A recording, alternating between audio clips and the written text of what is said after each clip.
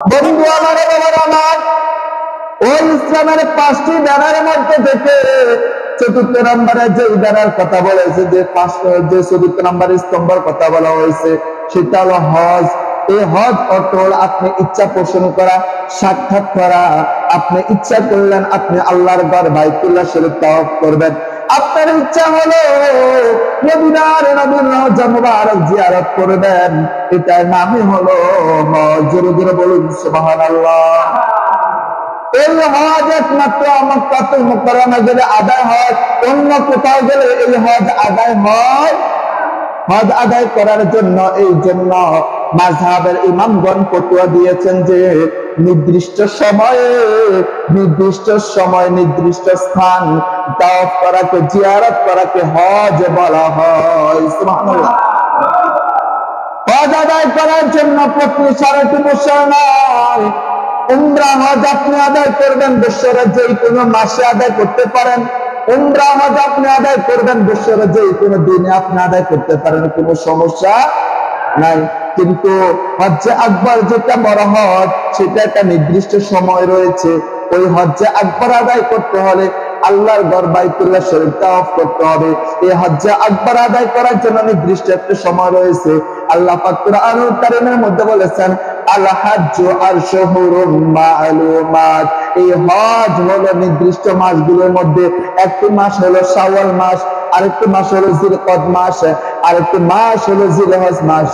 এই 3টি মাস আল্লাহ আমাদের জন্য হজ্জে আকবরের জন্য বরাদ্দ করে দিয়েছেন। জোরে জোরে বলুন সুবহানাল্লাহ।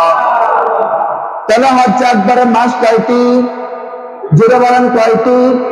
আমরা যে বড় হজ বলি, উমরা হজ যে কোনো সময় করা যায়, কোনো সমস্যা নেই। কিন্তু হজ্জে আকবর করার জন্য নির্দিষ্ট সময় রয়েছে, নির্দিষ্ট স্থান জিয়ারত করাকে, তাওয়াফ করাকে হজ বলা হয়। এই হজ আদায় করার জন্য আল্লাহ কুরআনুল কারীমের মধ্যে বলেছেন, আল্লাহ রাব্বুল আলামিন পবিত্র কালামুল হাকীমের মধ্যে রাব্বুল আলামিন বলেছেন, কুল ইন্না সালাতি ওয়া নুসুকি ওয়া মাহইয়ায়া ওয়া মামাতি লিল্লাহি রাব্বিল আলামিন। আল্লাহ বলেছেন, বল ও আমার হাবিব, ও আমার বন্ধু, আপনি বলে দেন ইন্না সালাতি, আপনার উম্মতরা যে নামাজ পড়বে ওই নামাজ আমি আল্লাহর জন্য, অনুসুকি, এবং আপনার উম্মতরা যে হজ করবে ওই হজ হবে একমাত্র আমি মাহবুবের জন্য। জোরে জোরে বলুন সুবহানাল্লাহ। আমরা নামাজ আদায় করি কার জন্য? আরে জোরে বলুন কার জন্য? আমরা নামাজ আদায় করি আল্লাহকে খুশি করানোর জন্য, আল্লাহকে সন্তুষ্ট করানোর জন্য। এবং আমরা যে হজ আদায় করি ওই হজ আদায় করব একমাত্র মহান রবের সন্তুষ্টির জন্য। কথা বলেন ঠিক না ঠিক? এখন আমরা নাম কামানোর জন্য মানুষ আমাদেরকে হাজী সাহেব বলবে, এই জন্য আমরা হজ করে থাকি। আমরা নামাজ আদায় করি, মানুষ আমাদেরকে নামাজি বলবে, নামাজ এই জন্য আমরা নামাজ আদায় করি। কিন্তু না না না রে বান্দা, আপনি ইবাদত করবেন, আপনি সালাত আদায় করবেন মহান রবের জন্য, আপনি হজ আদায় করবেন মহান রবের জন্য, দুনিয়ার কোন মানুষকে খুশি করানোর জন্য নয়। জোরে জোরে বলেন ঠিক না ঠিক? আরে জোরে ঠিক না ঠিক? আবার কিছু কিছু মানুষ আছে হজ আদায় করার এবিলিটি হয়েছে, সামর্থ্য হয়েছে, কিন্তু হজ আদায় করে। জোরে বলেন আছে না নাই? আরে জোরে বলেন আছে না নাই? হজ আদায় করার জন্য আল্লাহ তাকে যথেষ্ট দিয়েছে, কিন্তু ওই বান্দা হজ আদায় করে না। আমার রাসূল বলেন ওই বান্দার মতো হতবাগা এবং হতছাড়া আর পৃথিবীতে কেউ থাকতে পারে? বন্ধু আমার, বাবা আমার, আল্লাহ রাব্বুল আলামিন পবিত্র কালামুল হাকীমের মধ্যে সূরাতুল আল ইমরানের ৯৭ নং আয়াতে কারীমার মধ্যে আল্লাহ রাব্বুল আলামিন বলেন, ও আমার বান্দা, ও আমার বান্দা, ওয়ালিল্লাহি আলান নাসি হজ্জুল বাইতি মান ইসতাতা ইলাইহি সাবিলা।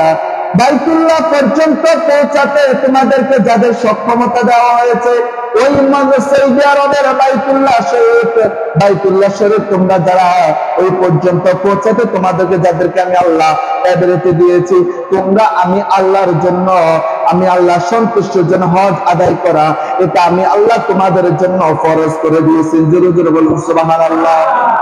তাহলে যাদেরকে হজ আদায় করার জন্য ফরজ করে দিয়েছেন, যাদেরকে মহান রব ওই বাইতুল্লাহ শরীফ মক্কাতুল মুকাররমা তাওয়াফ করার ক্ষমতা দিয়েছেন,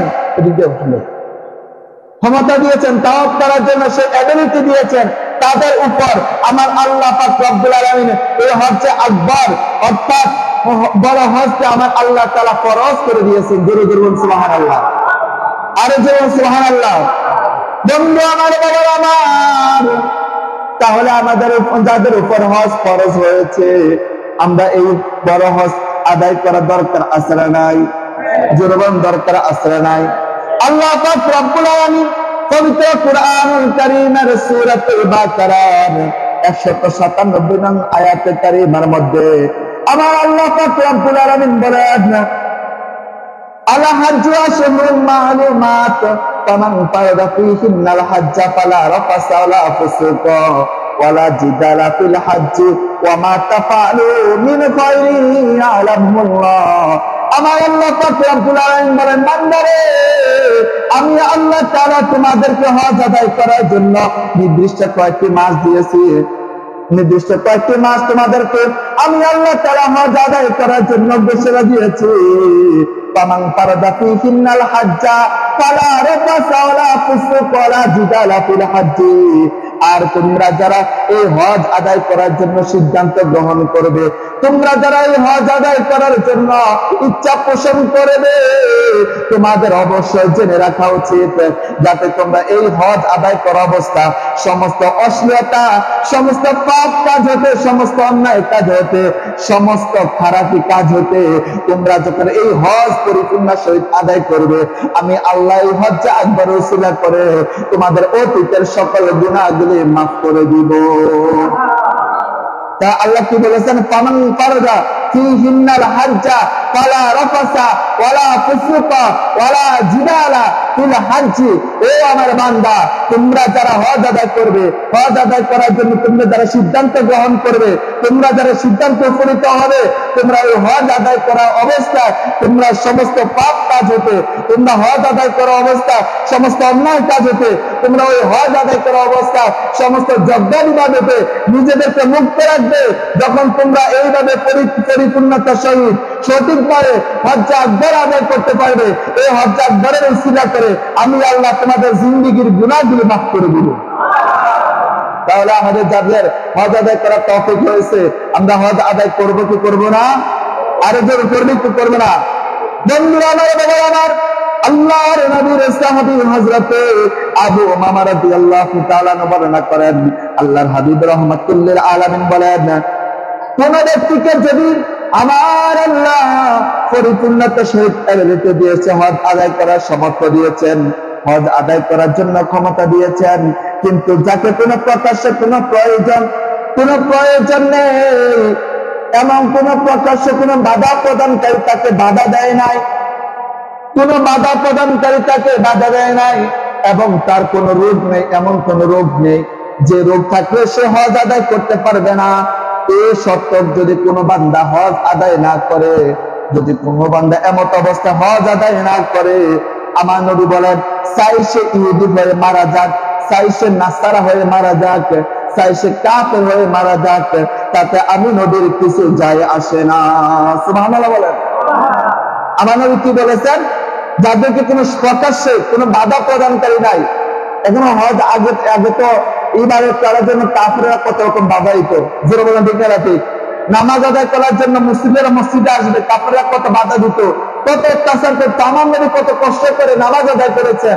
এই হজ আদায় করার ওই সময় তৎকালীন সময় কত বাধা প্রদানকারী ছিল, হজ আদায় করতে দিত না। এই জন্য আল্লাহ কোরআনুল কারীমের মধ্যে বলেছেন, তোমাদেরকে প্রকাশ্য কোন হজ আদায় করতে যদি কেউ নিষেধ না করে, কোন বাধা প্রদানকারী বাধা না করে, এমত অবস্থায় তোমাদেরকে আমি আল্লাহ তাআলা এই পরিমাণ এবিলিটি দিয়েছি। এমত অবস্থায় তোমরা যদি আপনি আল্লাহ বাইতুল্লাহ শরীফ মক্কাতুল মুকাররমে যদি তাওয়াফ না করো, হজ আদায় না করো, যদি তোমরা এমত অবস্থায় মারা যাও, তোমরা যদি ইহুদি হয়ে মারা যাও, চাই তোমরা নাসার হয়ে মারা যাও, যে কে হয়ে মারা যাও, তাতে আমার নবীর কিছু যায় আসে। কত বড় কথা বলেছেন, কি চিন্তা করে দেখুন। এখন মানুষে আল্লাহ তাওফিক দিয়েছেন, ক্ষমতা দিয়েছেন হজ আদায় করার জন্য। মনে করে আর চুল দাঁড়িয়ে একটু পাকুক, একটু বিদ্যা হয়ে নেই, তারপরে নাইলে মক্কা হজ আদায় করবো। জোর বলেন ঠিক না ব্যাপারটি? আসলে না, এমন জ্ঞান ধারণা আসলে নাই। কিন্তু না, আমাদের মাযহাবের ইমাম আযম ইমাম আবু হানিফা রাহমাতুল্লাহি আলাইহি তিনি বলেছেন, যখন কোন বান্দার হজ আদায় করার জন্য ওই পরিমাণ এবিলিটি চলে আসে, ওই পরিমাণ সামর্থ্য হয়ে থাকে, সে যেন আর দেরি না করে, সে যেন সাথে সাথে ওই বছরে গিয়ে আল্লাহর ঘর বাইতুল্লাহ শরীফ তাওয়াফ করে আসে। জোরে জোরে সুবহানাল্লাহ। কেননা আপনার উপর হজ ফরজ হয়েছে তখন থেকে যখন আপনার কাছে পরিপূর্ণ এবিলিটি চলে এসেছে। আপনার কাছে আল্লাহ ওই পরিমাণ সচ্ছলতা দিয়েছেন। এমত অবস্থায় যদি আপনি হজ আদায় না করেন, এই বছরে যদি আপনি ইন্তেকাল করেন, তাহলে আপনি আল্লাহর নাফরমান হয়ে ইন্তেকাল করলেন। জোরে বলেন ঠিক না ব্যাপারটি? কেন আল্লাহ আপনাকে এবিলিটি দিয়েছেন, আপনি ইচ্ছা করলে বছর যেতে পারতেন, কিন্তু আপনি খামখেয়ালির কারণে হজ আদায় করেন নাই। এই জন্য আল্লাহ পাকের কাছে আপনি অবশ্যই দায়বদ্ধ হয়ে থাকবেন। জোরে জোরে বলেন ঠিক না ব্যাপারটি? একবার চিন্তা করে দেখুন তো দেখি, আমাদের তো অনেকে হজ আদায় করার জন্য এবিলিটি হয়েছে, অনেকে হজ আদায় করার জন্য সামর্থ্য হয়েছে, কিন্তু আজকে আমরা হজ আদায় করি না। এই টাকা কে খাইব আপনার? আমাদের দুনিয়াতে চাওয়ারই শেষ নাই, দুনিয়াতে আমাদের চাওয়ারই শেষ নাই। আমরা কত কিছু চাই, তারপর আমাদের চাওয়ারই শেষ না। আল্লাহ এত কিছু নিয়েছে, তারপরে বান্দা কোন শুকরিয়া আদায় করে?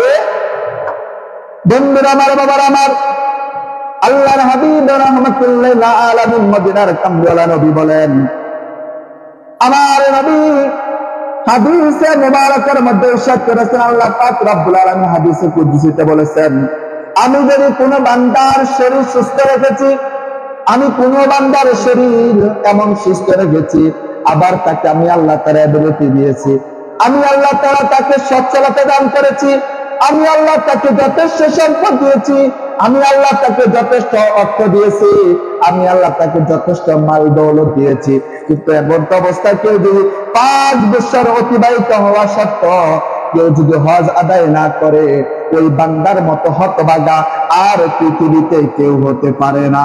জোরে জোরে বলুন সুবহানাল্লাহ। কি বলেছেন? আল্লাহ বলেছেন, আমি বান্দার শরীর সুস্থ রেখেছি এবং তাকে সামর্থ্য দিয়েছি, সচ্ছলতা দিয়েছি।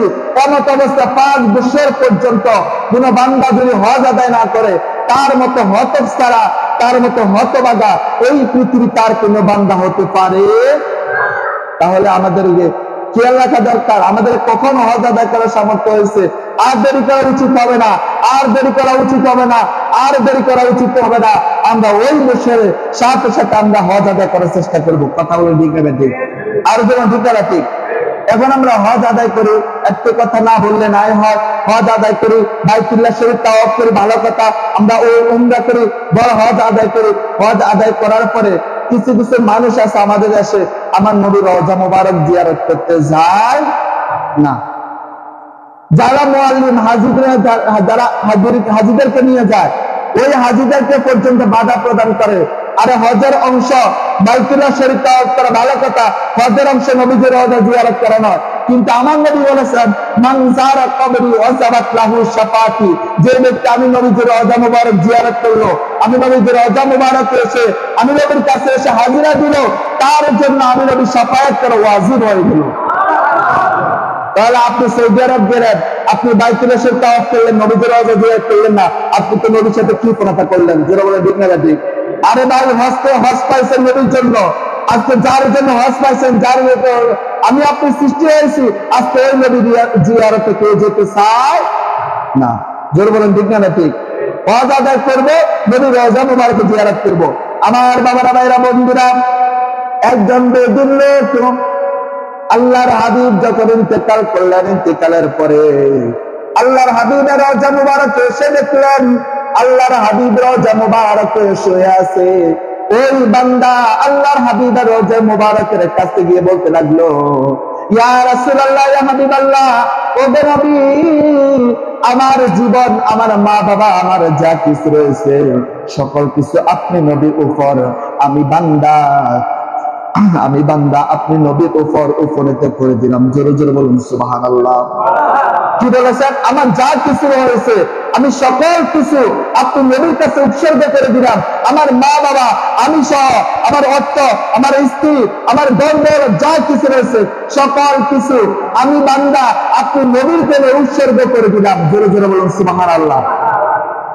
এই কারণে আল্লাহ পাক রব্বুল আলামিন কুরআনুল কারীমের মধ্যে বলেছেন, ওয়ালাউ আন্নাহুম ইযলামু আনফুসাহুম জাউকা ফাস্তাগফিরুল্লাহ ওয়াস্তাগফারা লাহুমুর রাসূল। জোরে জোরে বলুন সুবহানাল্লাহ।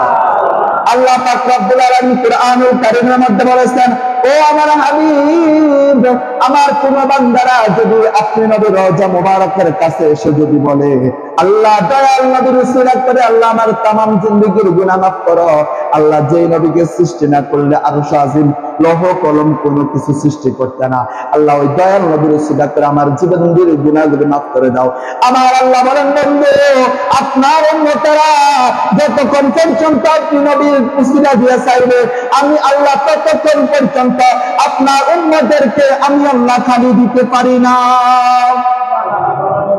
নবীর উসিলা দিয়া চাইলে, নবীর রওজা মুবারকের কাছে গিয়ে যদি বলেন যে আল্লাহ তোমার বন্ধুর উসিলা করে আল্লাহ তুমি আমার এই বাসনা রয়েছে, আল্লাহ আমার তামাম জিন্দেগীর গুনাহগুলো মাফ করে দাও। যখন নবীর রওজা মুবারকের কাছে গিয়ে এভাবে বলবেন, আমার আল্লাহ দয়াল নবীর উসিলা করে আপনার জিন্দেগীর গুনাহগুলো মাফ করে দিবেন এবং আপনার সমস্ত মনের বাসনা আমার আল্লাহ দয়াল নবীর উসিলা কবুল করে নিবেন। তাহলে আমরা সেই হজ আদায় করা দরকার আছে না নাই? যেন দরকার আছে না নাই? আল্লাহ পাক আমাদের সবাইকে যেন হজ আদায় করা তৌফিক দেন, সবাই বলেন আমিন। এখানে অনেক আছে, হাজী সাহেব আছেন ইনশাআল্লাহ, আসলাম ভাই আছেন ইনশাআল্লাহ। হ্যাঁ আছে, আসলাম ভাই বড় হজ করছেন না? হ্যাঁ করছে। আর কেউ আছেন? জোর বলেন, আর কেউ আছেন? হাজী সাহেব কেউ আছেন? করে না? আশা আছে। মাশাআল্লাহ, কত সুন্দর কথা বলেছেন, মাশাআল্লাহ বলেন। আল্লাহ পাক যেন আমাদের সবাইকে হজ আদায় করা তৌফিক দান করেন, সবাই বলেন আমিন। আরো যে বলেন আমিন। কারা কারা হজ আদায় করতেছে হাত তুলে দেখান তো দেখি। মাশাআল্লাহ, মারহাবা। আল্লাহ সবাইকে হজ আদায় করার তৌফিক দান করে, সবাই বলেন আমিন।